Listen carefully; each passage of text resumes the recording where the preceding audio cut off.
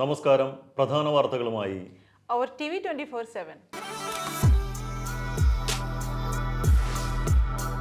These news brought to you by Lucky Center and Lucky Department Store, Ajmal. Mansour bin Zayed യുഎഇയിലെ തുർക്കി അംബാസഡറുമായി കൂടിക്കാഴ്ച നടത്തി. Vice പ്രസിഡന്റും ഉപപ്രധാനമന്ത്രിയും പ്രസിഡൻഷ്യൽ കോർട്ട് ചെയർമാനുമായ His Highness Sheikh Mansour bin Zayed Al Nahyan ഇന്ന് യുഎഇയിലെ റിപ്പബ്ലിക് ഓഫ് തുർക്കി അംബാസഡർ തുഗൈ ടുൻസറിനെ സ്വീകരിച്ചു. അലൈൻ സിറ്റിയിലെ അൽ മഖാം കൊട്ടാരത്തിലായിരുന്നു സ്വീകരണം.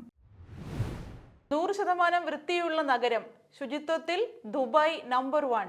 ലോകത്തെ ഏറ്റവും വൃത്തിയുള്ള നഗരങ്ങളുടെ പട്ടികയിൽ ദുബായിക്ക് 1ാം സ്ഥാനം. തുടർച്ചയായ 5ാം തവണയാണ് ദുബായ് നേട്ടം സ്വന്തമാക്കുന്നത്. ശുചിത്വം ഉറപ്പാക്കാൻ കഠിനാധ്വാനം ചെയ്യുന്ന തൊഴിലാളികളെ മുനിസിപ്പാലിറ്റി അഭിനന്ദിച്ചു.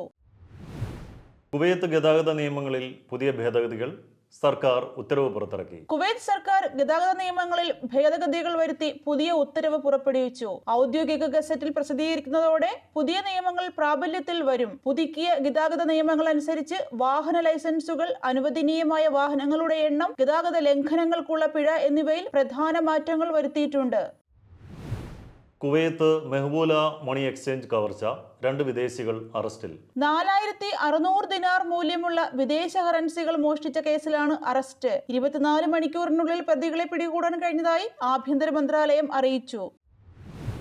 തുർക്കിയിലെ റിസോർട്ടിൽ വൻ തീപിടുത്തം, ജനലിലൂടെ പുറത്തുചാടി ടൂറിസ്റ്റുകൾ, 76 മരണം, നിരവധി പേർക്ക് പരിക്ക്. താനൂർ ബോട്ടപകടം, 103 സാക്ഷികൾക്കും നോട്ടീസ്, അന്വേഷണ കമ്മീഷൻ തെളിവെടുപ്പ് തുടങ്ങി.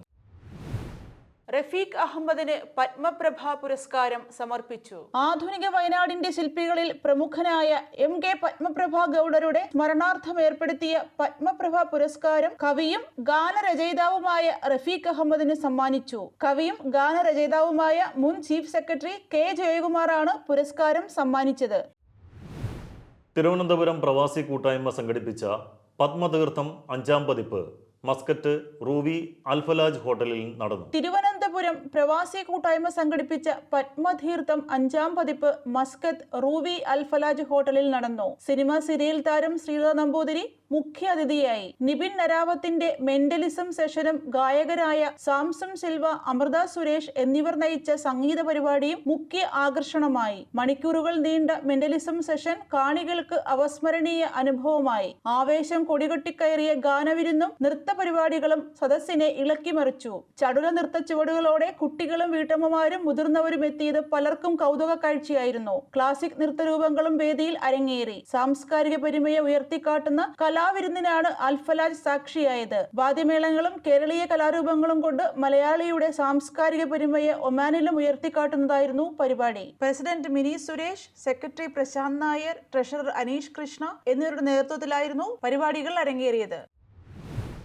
PCF പ്രവർത്തക സംഗമവും സാംസ്കാരിക സമ്മേളനവും സംഘടിപ്പിച്ചു. പീപ്പിൾസ് കൾച്ചറൽ ഫോറത്തിന്റെ പ്രവർത്തക സംഗമത്തോടനുബന്ധിച്ച് അജ്മാനിലെ അൽ അറൂസ് ഓഡിറ്റോറിയത്തിൽ സാംസ്കാരിക സമ്മേളനവും ഇശൽ സന്ധ്യയും സംഘടിപ്പിച്ചു. സർ, ഇനി പോകാം നമുക്ക് സ്പോർട്സ് വാർത്തകളിലേക്ക്. ഫോർമുല റീജിയണൽ മിഡിൽ ഈസ്റ്റിൽ റാഷിദ് അൽ ദഹേരി 2ാമതെത്തി. അബുദാബി യാസ് മറീന സർക്യൂട്ടിൽ നടന്ന പുതിയ ഫോർമുല റീജിയണൽ മിഡിൽ ഈസ്റ്റ് ചാമ്പ്യൻഷിപ്പിന്റെ ആദ്യ മത്സരത്തിൽ എമിറാത്തി ഡ്രൈവർ റാഷിദ് അൽ ദഹേരി 2ാം സ്ഥാനത്തെത്തി. ഇംഗ്ലണ്ടിനെതിരെയുള്ള T20 പരമ്പരയ്ക്ക് ഇന്ന് കൊൽക്കത്ത ഈഡൻ ഗാർഡൻസിൽ തുടക്കം. 5 മത്സരങ്ങൾ അടങ്ങുന്ന പരമ്പരയാണ് ഇന്ത്യ കളിക്കുന്നത്. യുവേഫ ചാമ്പ്യൻസ് ലീഗ് വിജയകുതിപ്പ് തുടർന്ന് ലിവർപൂൾ. ഓസ്ട്രേലിയൻ ഓപ്പൺ ടെന്നീസിൽ വനിതാ വിഭാഗം സിംഗിൾസിൽ സെമി ലൈനപ്പ് പൂർണ്ണം. ആദ്യ സെമിയിൽ ബെലാറൂസ് താരം അരീന സെബലേങ്ക സ്പെയിനിന്റെ പൗല ബെഡോസയെയും, 2ാം സെമിയിൽ പോളണ്ടിന്റെ ഇഗ സ്വാത്വക് US താരം മാഡിസൺ കീസിനെയും നേരിടും. ഓസ്ട്രേലിയൻ ഓപ്പൺ അൽക്കാരിസിനെ വീഴ്ത്തി ജാക്കോവിച്ച് സെമിയിൽ. യുവേഫ ചാമ്പ്യൻസ് ലീഗ് ആസ്റ്റൺ വില്ലയെ വീഴ്ത്തി മൊണാക്കോ. ഇതോടെ ഇന്നത്തെ വാർത്തകൾ അവസാനിക്കുന്നു. വാർത്തകളും വിശേഷങ്ങളുമായി വീണ്ടും കാണാം. These news brought to you by Lucky Center and Lucky Department Store, Ajmal.